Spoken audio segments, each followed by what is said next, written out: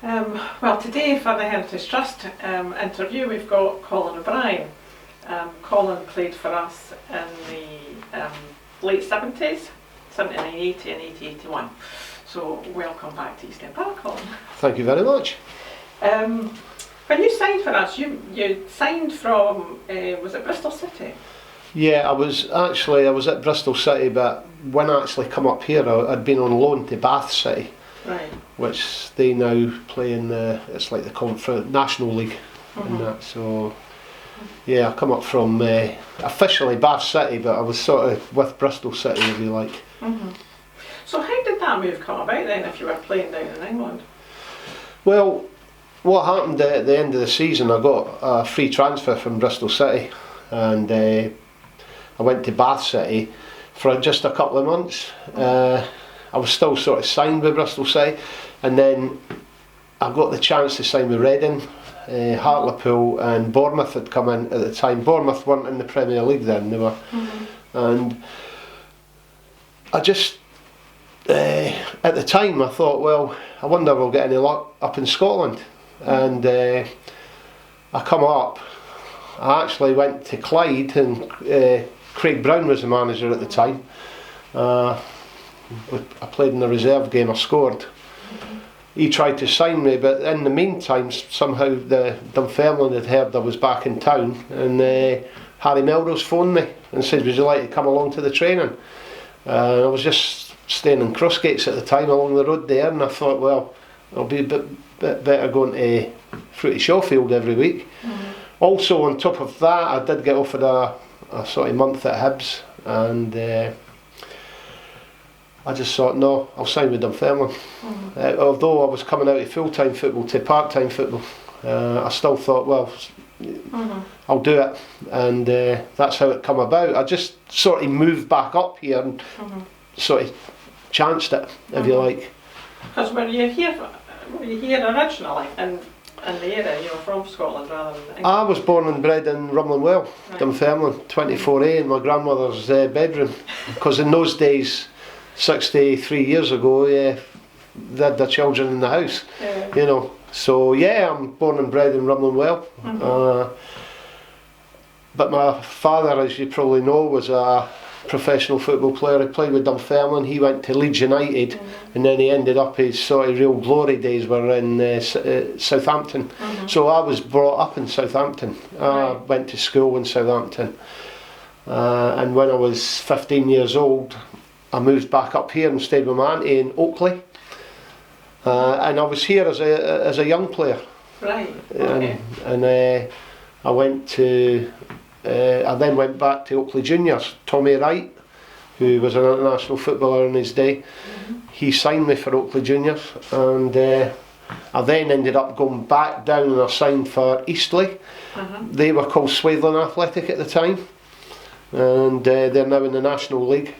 And I was playing with them, and Bristol City signed me as a full-timer. So you're well travelled? Very well travelled, yeah. Yes, there's a bit of the Romany in there, I suppose. And the whole family, I think, actually. Yeah. So, when you came to Dunfermline, we were in the first division then. Yeah. And I think you scored your first goal in your debut against Dunfermline, is that right? Yeah, it was my debut through at Boghead. It was my debut through at Boghead, and aptly named because, and you know, the pitches weren't like they are now.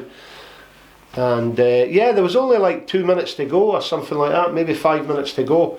You always remember your first goal with things like that. I remember Bobby Robertson hit it right in the top corner. And there was a guy, Carson, I think it was in goal. He got up and he could only sort of palm it out, and I ran in and stuck it in the net. And I thought, well, at the time Dumbarton were a really good side, but the guy 92nd minute, something like that, Graham Sharp, he went to Everton for big money. He scored the winner. So I thought I'd done my debut, got us a point, but got us nothing. Yeah. But I scored my first goal for Dunfermline. So that's true, yeah. You didn't score an awful lot of goals, but then you made a few. Yeah, that was more what my game was you rarely, how I played at the time, was the old orthodox left winger, and basically it was Harry Melrose would say, give the ball to Colin's feet and let him take it, but get in the box. And I would just take the right back on. And usually, the odd time it went into the terracing, things like that, but most of the time I actually could cross the ball into a decent area. And at the time, we had Mike Leonard was playing up front. And Mike could get on the end of things, you know, even Sandy McNaughton. There's good players, and coming into the box now and again, I think I saw him in the box once in 2 years with Ziggy. It was about as rare as it was seeing him at the bar. He would be on the other wing. Yeah, but Ziggy he did play right wing, he could put Ziggy in the midfield, you know, in the middle as well. Yeah. Ziggy could give you a bad ball anywhere. As you said, you had Sandy McNaughton and you had Mike Leonard. Yeah. Bonner was playing Bonner, at the time, and Kenny Thompson as well. Kenny Thompson, yeah. Was Andy Rowland still here then? Andy Rowland was here when I signed, but I don't think I played with Andy. I trained with him. He must have only been here about a month when I went, and of course Andy was the manager when Harry was ill, and I think once Harry come back and Andy had been the manager, I just thought, you know, it wasn't going to work for him. So I can't remember. I know Andy ended up at Cowdenbeath as the manager, and he was a great character in the dressing room, Andy, you know. Was he the only one, or was there? Oh no. There was Ziggy was a good character.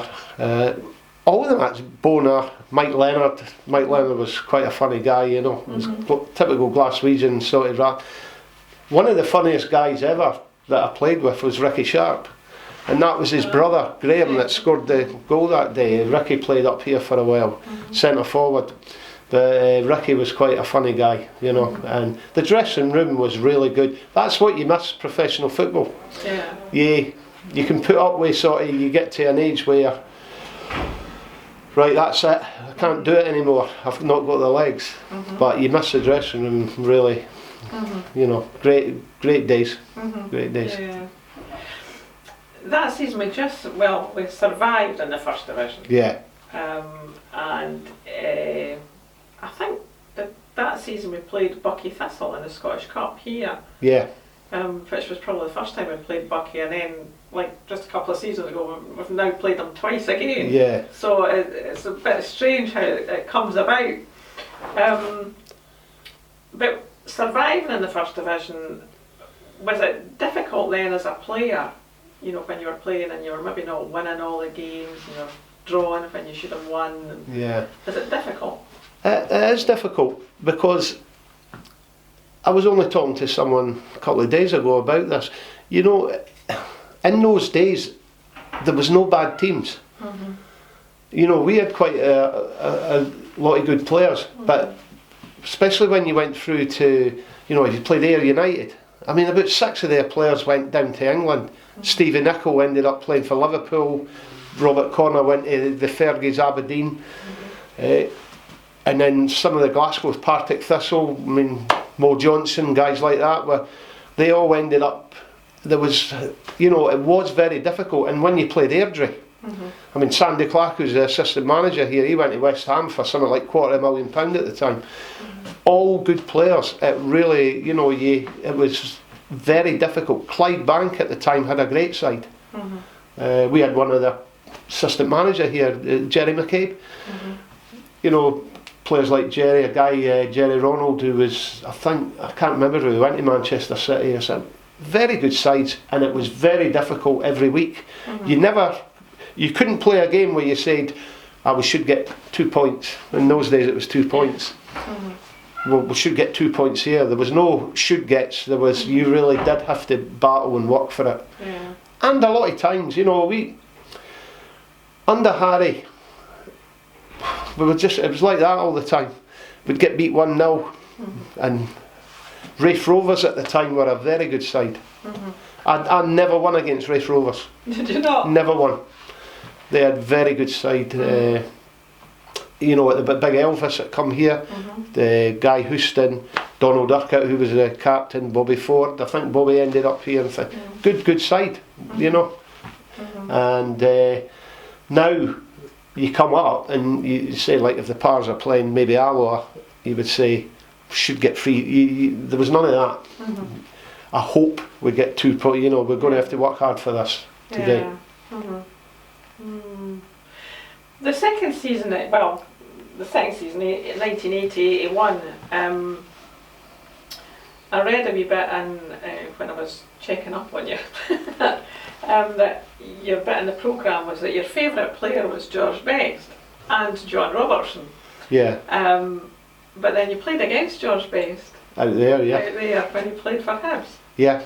So what was that like? Well, that was incredible for me, because he was, you know, and he still is, the greatest player I've ever seen. And I always remember, I was 10 years old and I went up to the old Dell in Southampton. They now play at St Mary's.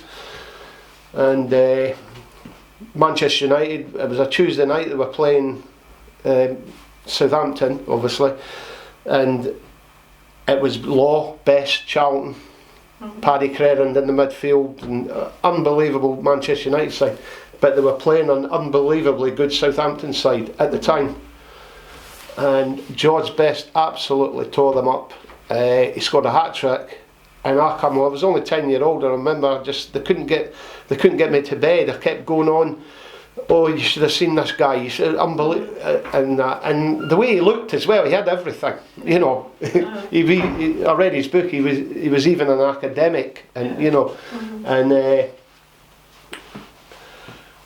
10 years later, just about to the day, I was playing against him out there, and that is unbelievable. You know, that's how football's such a great game, because you do realise your dreams sometimes in it. You know, you say, if you told me 10 years later I would have played for my hometown team against George Best out at East End Park, I would have just laughed. Yeah. It would have been unbelievable.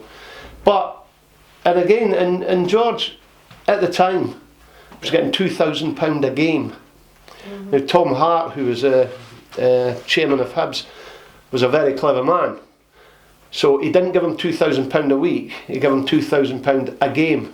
So he had to be out in the pitch before he paid him.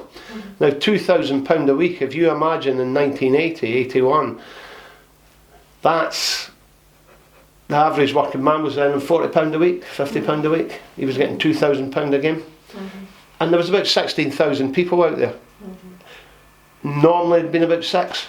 But because George Best was playing, everybody come forward, and that was for me to actually play against him was quite incredible. And one of the stories I always tell was, this is how great a guy he was. You know, was I really wanted to shake his hand at the end of the game, and I was playing over in the left wing, and so George was playing on the right wing. So. And he come over to this side where the old dugouts were, you know, where the dressing rooms used to come up.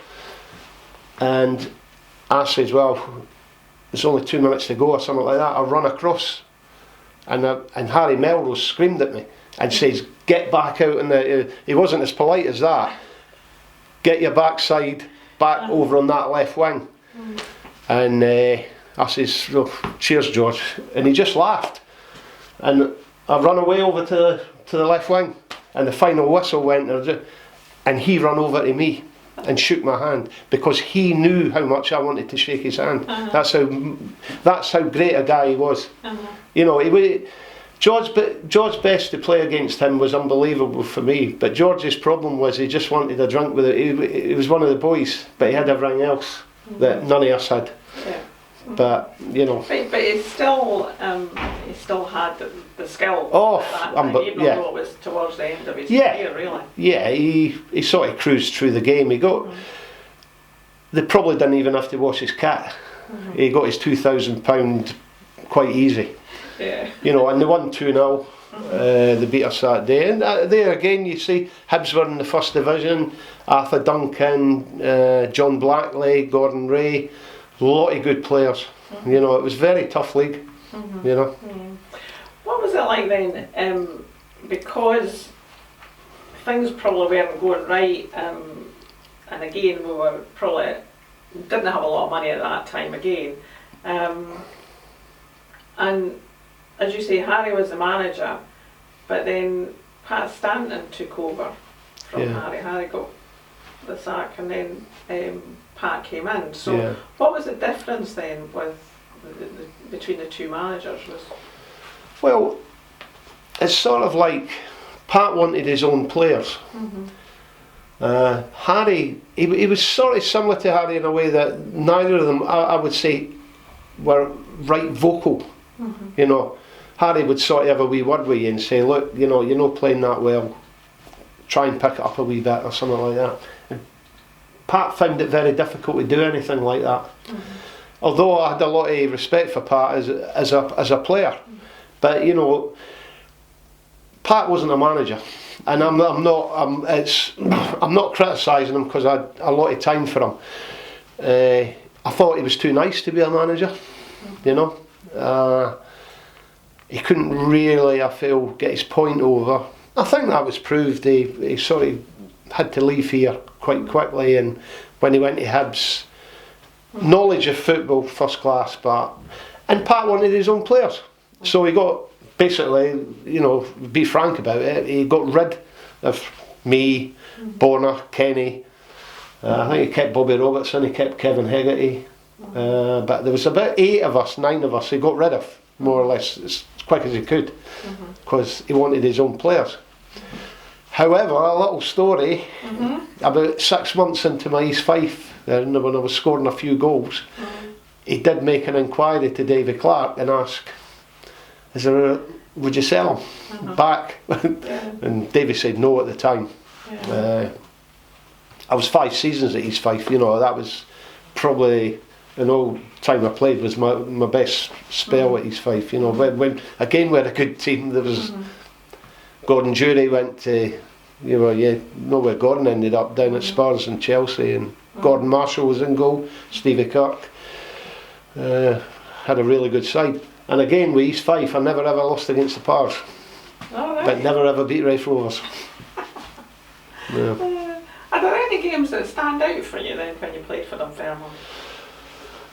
Yeah, the Hibs game, that stood out because George Best was playing. When I played at Brockville one night. It was a midweek game, and the atmosphere was absolutely fantastic. And I scored direct from a corner. Alright. And where I took the corner, there must have been 3,000 Pars fans on that side. And I remember putting the ball. Every team I played for, I took all the dead ball things, because they must have thought I had a decent left foot. And I remember looking up and seeing Mike Leonard. He was standing on his own. No one was marking him, but I drove it towards Mike, but it went and it flew in the net. Of course, I spent the next 30 years trying to convince everybody I'd done it on purpose. But I've just come out now at this interview and say, no, I was trying to pick Mike Leonard out. But I always remember it going in, and to my surprise, and turning round and just seeing these 3,000 Pars fans all going absolutely daft. And I remember running past them, and that was the greatest feeling. And then John Salton gave a penalty away the last kick of the ball, and we got beat 2-1. I never spoke to John for about 5 minutes, because you had to talk to John. John was the captain, he was a big guy, you didn't want to fall out with John. Another great character in the dressing room, John Salton. What other characters were in the dressing room then? A lot of people will tell you I was one of them. Ziggy, Bonner, Kenny, Mike Leonard, Ricky Sharp. With the real sort of vocal Andy Rowland was there. I mean, you were terrified to say anything wrong. I remember with the old communal bath, I made the mistake of one day saying I don't want to get my hair wet. Can you imagine what happened at the back of that with Andy Rowland and guys like that? It took me about a month to dry off.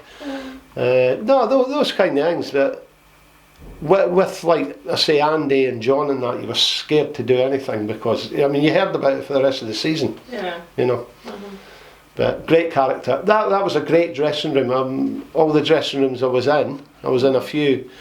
I would say it was probably the best. Just the East Fife one was quite good as well, but that was full of characters. Yeah. So who was the fullback that would play behind you then? Unfortunately, Bona. Oh. Yeah. You knew that was coming, mate, didn't you? That I always said Bona. When if you're ever going to interview him, I know the numbers of the only two seats that he never hit in that main stand when he was clearing the ball. I think it was. Yeah, it was X16 and B32. That's the only two he never hit. Yeah, Bona was behind me, and sometimes Alec Robertson. He's in Australia now. Right. Met Alec here last season. He come here last season. His son was quite a good player. His son played with Burnley and Dundee and that. And Alec would play left back now and again. Yeah. But Bona was the sort of first choice behind me. I'm trying to remember the right back. I think Bobby Robertson played right back 2 or 3 times. I think but mostly Bobby was in the right side of the midfield. I did hear a wee story that somebody said that the fullback had to put backspin on the ball so that you got the ball. Yeah, that'd be Bona. Yeah. It was somebody else actually that played with you in Oakley. It would be Terry Wilson then. No. Coming up with some names now, I'll tell you. But, yeah. Did when you left Dunfermline, we were obviously still in the first division then, but we just survived in the first division because of a draw against Airdrie. Was it? No, Berwick Rangers. No, we drew 3-3 out there against Airdrie, and that we needed a point, and that kept us up. Maybe I was away when it was Berwick. I can't remember the Berwick one. I definitely remember the Airdrie one. Right. Who was your most difficult opponent then? There was a lad played with Dumbarton. He went to Celtic. Graham Sinclair, I think his name was. He signed for Celtic. I found him extremely difficult to get past. And then he went to Celtic for quite big money at the time and played a lot of games for them. He was just a very good fullback. He was good on the ball, but there were certain fullbacks I played against. I mean, the easiest guy I ever played against to skin was Stevie Nicol that went to Liverpool. Really? I used to go past Stevie like he wasn't there. And then normally Willie McLean, who was the manager of Ayr, he would start Stevie at right back. And because Stevie was brilliant going forward, and I think Liverpool put him in the right side of midfield when he went down there. But he wasn't a great defender. But at the time he went for like £300,000, which was huge money. And they would put the guy Robert Connor, who I've mentioned, that went to Aberdeen. He was different to play against. But I would say the guy Sinclair that was at Dumbarton I played against him when he was at Celtic actually in a cup game for East Fife. Very, very difficult opponent. When you left us, obviously you probably didn't want to leave us, but Pat Stanton, as you say, wasn't keen to keep you, and a few others. So you went to East Fife and you spent five I spent 5 seasons I was there, I think, yeah. And then you finished up at Montrose, is that right? Yeah, I finished up at Montrose. I went down, I played for Berwick for a couple of months. I think I was on loan there again. And then I signed for Montrose. I spent 1 full season there. And that was the only time in the whole history they won the league. Oh, right. We won the league. We actually had a reunion about 10 years ago. It was 30 years or something. And unbelievably, just about all the same, all the players were there. But I had 1 season at Montrose, and then I got the chance to stay senior. But I got offered you know, good money off Oakley Juniors and Kelty Hearts at the time and things. And I think I was 31, 32 at the time. I was getting a lot of problems with my hip.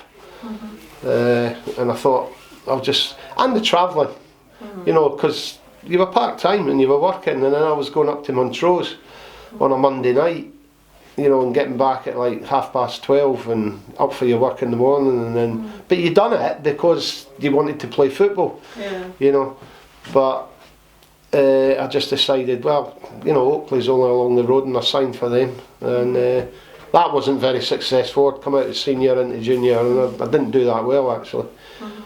Terry Wilson, who was here 2 weeks ago, always tells a story that they sold me for a lawnmower, and the lawnmower actually scored more goals than me. But there you go. Do you have any regrets about your career in football? No. Oh, I do have regrets because I always felt I could have, and I've been told by people that I should have screwed the nut a little bit more, and I sometimes really didn't care if I played or not, and I just thought if I'd, especially when I was full-time down in England, you know, I always remember somebody saying to me, look, there's an English Premier League club have signed you as a full-time professional football player. Stop carrying on like you do, like you couldn't care less and things like that. I just feel I could have.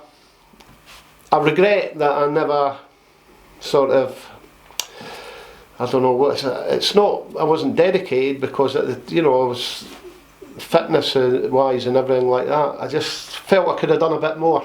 Maybe every player feels like that. Maybe George Best feels like that. You know, he's just felt I could have achieved a bit more than I did. Yeah. I don't think my attitude was the greatest. Right. Okay. But you enjoyed your time here at Dunfermline. And you're a member of the Former Players Association, and you have been since the beginning. Yeah. So, and you do the same at East Fife? No, they don't have that East Fife or Montrose or anything like. Not that I would want to be a member at Montrose because of the travelling or anything like that. But no, I'm more than happy. I live locally, and the good thing about it was, as well as like 3 of the members we played in the same team, Bona and Kenny, and it's great. You know, Bertie Payton's there, Roy Barry. You know. And we meet at Alex Smith's pub at the Coal Edge, you know, when we have our meetings and things, and so it's great that it keeps going. And on a Thursday night when we go there, there's these dedicated Par supporters that have a quiz every Thursday night that, you know, never miss a game, and it's great. I like it. I like the sort of camaraderie and the sort of community thing round about it. It's quite good, and it's good because you do go back. I like it when we get the ex-players. I mean, like, I'm the guest of honour today, but like 2 weeks ago it was Ziggy and it was Shaggy, and it was just great for that. Oh, do you remember that time? What was that time in the dressing room when? It's just great to go back on it because you don't see these guys. You know, you sort of were with them for 2 years. 3 days a week, 4 days a week sometimes, and then you don't see them for. I hadn't seen Shaggy, who is Grant Jenkins, by the way. I hadn't seen him for a long time, you know, and he said he had a bit of a health scare as well, you know. So it was interesting. It was nice to see him. Okay. But one last thing, you stopped playing then, but you played for Scotland and the Scottish team. Yeah. How did that come about? Well, it was through Paul Donnelly, who I played with here. Paul's the assistant manager of the Scotland seniors team, and I was actually playing twice a week. I was 56-year-old at the time, so it was about 5 years ago. I played over in Thailand in the seniors tournament. They have to have so many players, like. Over 50, you've got to have like 3 at the time on the pitch, and so many at the. And you know, I was quite fit, so they held trials through at Hampden, just outside Hampden. There's a big place there, and I was only playing 2 minutes, and the guy said, will you be all right to go if I select you? I says, well, should be okay to go. And I didn't really I didn't take it that serious to start with, you know. And then he said, I played 2 or 3 games, and he says, like, definitely, there was me, there was Derek Murray for Oakley, we played with Dundee United for years, but Derek couldn't go. And I'd moved back to the left back position, and I went there, and I had a really good tournament. I come out with flying colours, actually. I wish I'd done that when I was playing professionally, to be honest. Yeah. And then I played over in Tenerife for 2 years for, like, as a senior tournament. Right. That's just a weekend thing, but like the last game I played there was there was me, Sandy Stewart, who was at Airdrie for years, he's Owen Coyle's assistant manager, Danny Lennon, Michael Moles, he come over from Holland, and that was a team, you know, so it was high level, you know. Yeah. And somehow I got away with it. Well, I believe I've enjoyed your time here at Dunfermline Athletic, so it was nice speaking to you. And enjoy your hospitality today. I always enjoy my hospitality. It's been a pleasure talking to you, Christine.